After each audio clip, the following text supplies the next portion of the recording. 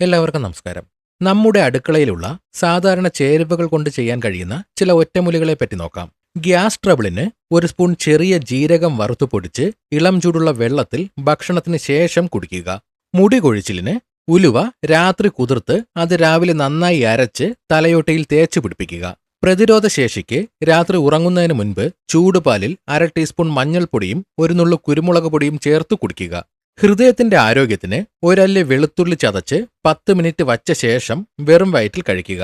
ചുമയ്ക്ക് ഇഞ്ചിനീരും തേനും സമം ചേർത്ത് ദിവസം 2 നേരം കഴിക്കുക.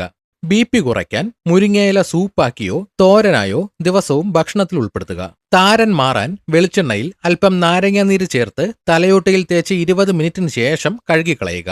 പ്രമേഹത്തിന് 1/4 ടീസ്പൂൺ കറുവപ്പട്ട പൊടിച്ചത് ചായയിലോ വെള്ളത്തിലോ ചേർത്ത് കുടിക്കുക.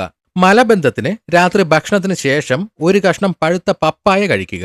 ഭക്ഷണം കഴിഞ്ഞ ശേഷം നെഞ്ചരിച്ചിൽ തോന്നുമ്പോൾ 1/2 ഗ്ലാസ് തണുത്ത പാല് കുടിക്കുക. വിളർച്ചയ്ക്ക് രാത്രി കുതിർത്ത ഉണക്കമുന്തിരി രാവിലെ കഴിക്കുക.